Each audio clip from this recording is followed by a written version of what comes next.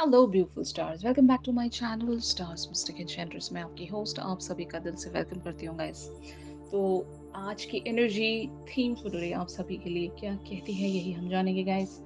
तो बने रहिए इस वीडियो पर, इस चैनल पर। अगर आप लोग पहली बार ट्यून इन कर रहे हैं तो आप सभी का स्वागत है यहाँ पर। Please do subscribe to this channel and also hit the bell notifications to get the updates from this channel. तो सबसे पहले हम लोग यहाँ पर आप आपकी एनर्जीज को ग्रैब करते हैं। थ्री ऑफ स्प्रिंग की एनर्जीज में आप लोग बने हुए हो। इसमें लिखा है plan your next steps with an eye to the long term, have patience, there are more good things to come, satisfaction from a job well done. तो हो सकता है आपने ऑलरेडी किसी एक डायरेक्शन पर, किसी एक सिचुएशन में एफर्ट्स रख दिए हैं। मतलब ये सिचुएशन आपके करियर फ्रंट को लेकर हो सकती है, या फिर किन्हीं ऐसी चीज़ों को लेकर भी हो सकती है जहाँ पर आप काफ़ी टाइम से स्ट्रगल कर रहे थे।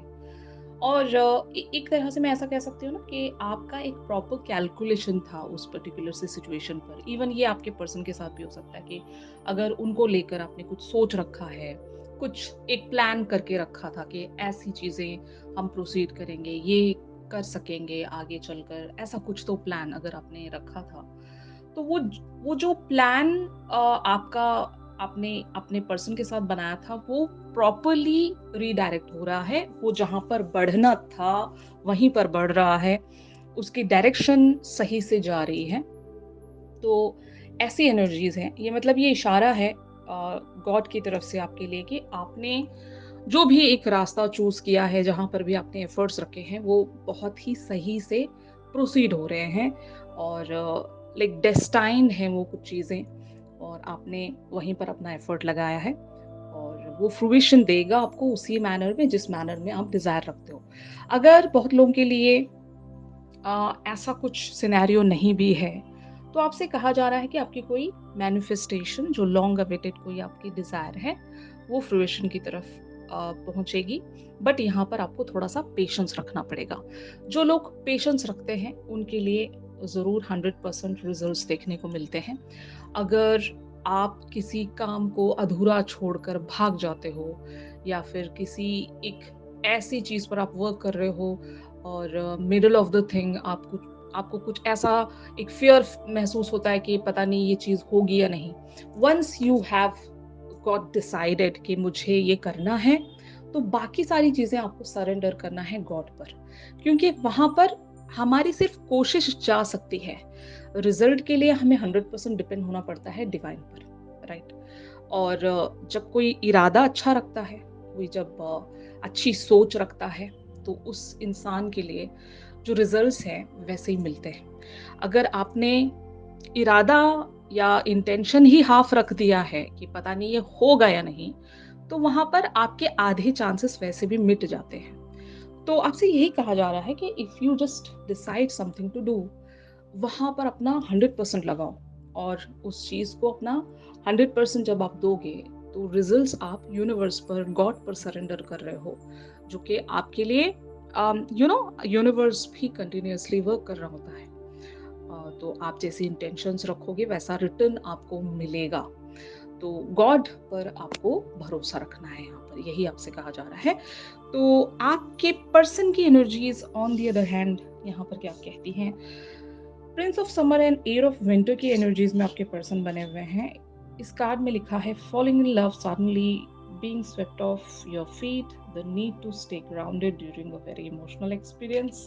And on the other hand, Air of Winter talks about you have what it takes if only you believe in yourself, thinking that you're powerless when you're not, a lack of self confidence that keeps you from getting what you want.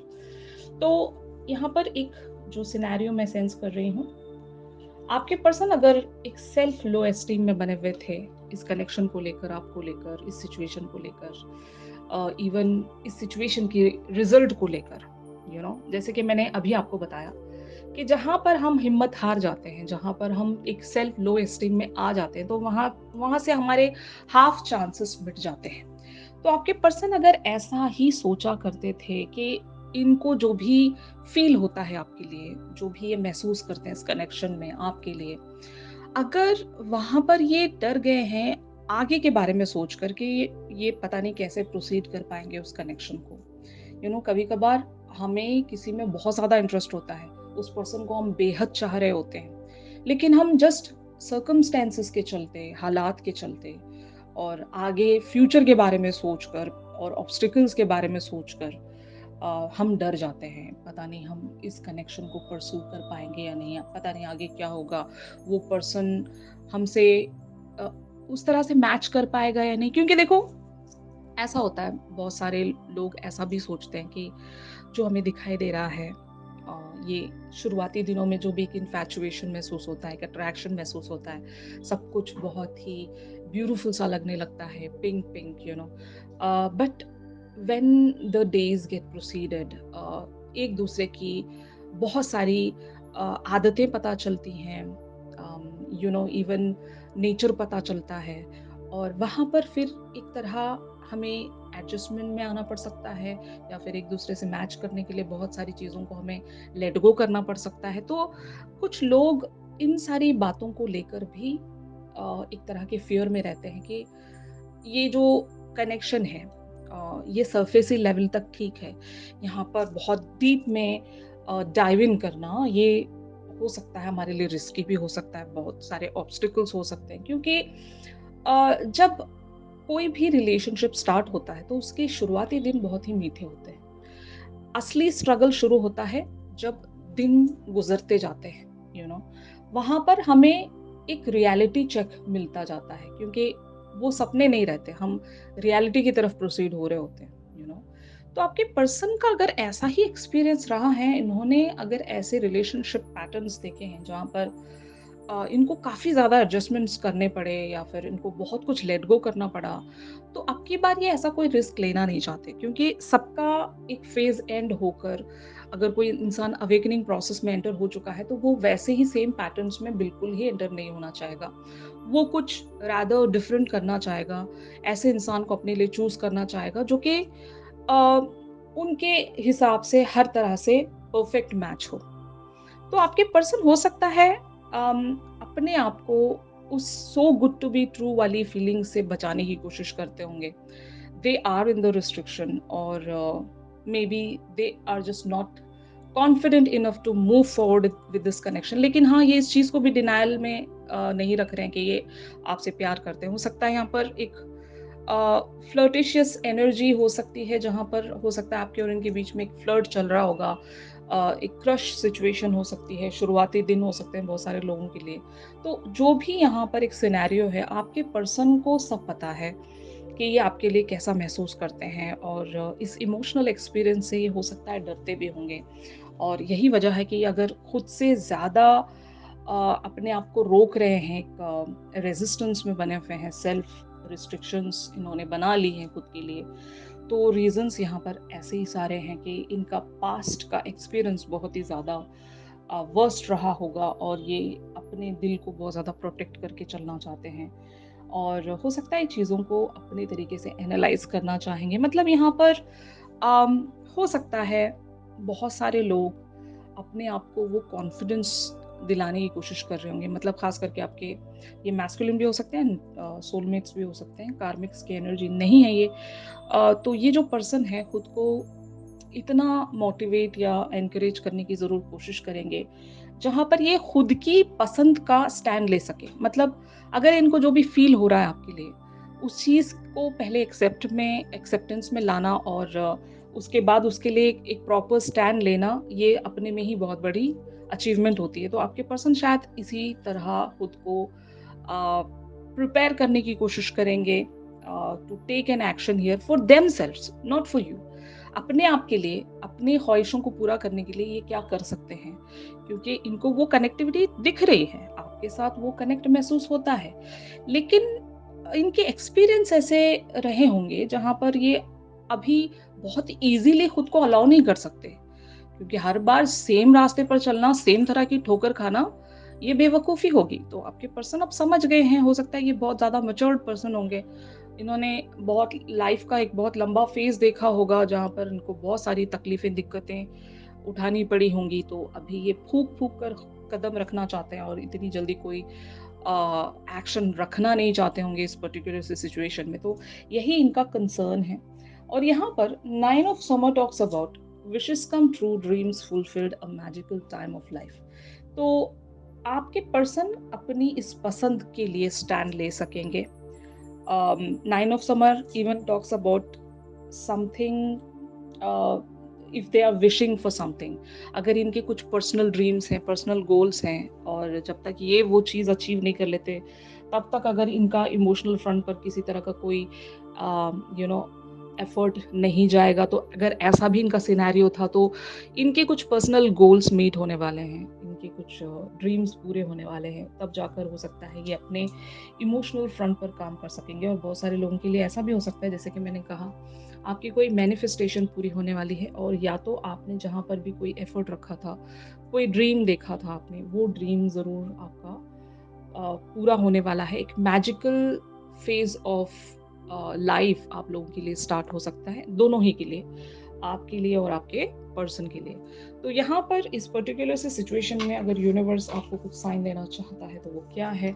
तो यहाँ पर remoteness की energies appear हुई हैं। Remoteness talks about looking at the situation in a very whole new perspective.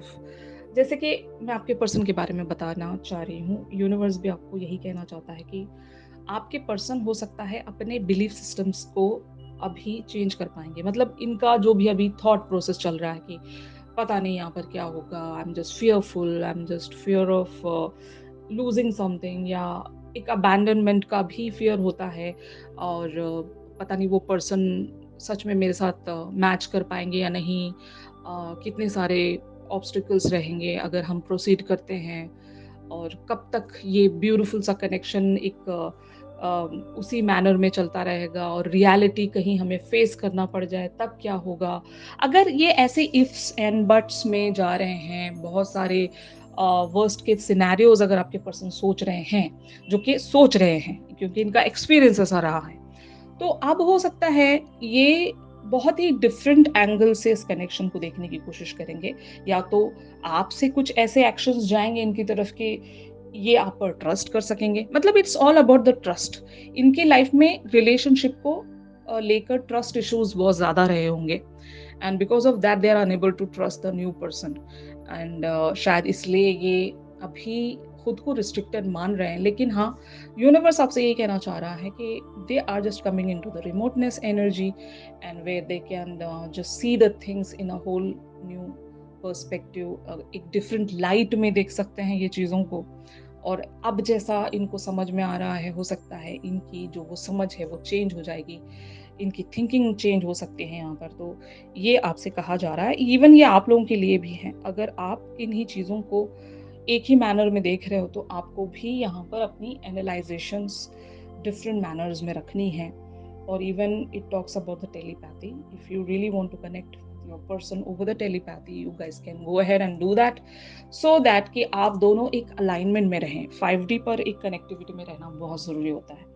तो ये भी इसका मतलब हो सकता है गाइस। तो आपके साथ जिस भी मैनर में रेजोनेट करे, आप उसी मैनर में एनर्जीज को ग्रैब कर सकते हैं, एंड जो बातें आपके साथ यहाँ से रेजोनेट ना करें, तो उन सारी चीज़ों को आपने डिस्कार्ड करना है। तो इन सारी एनर्जीज का एक्सटेंडेड वर्जन हम हमारे रेगुलर रीडिंग्स में जानेंगे गाइस।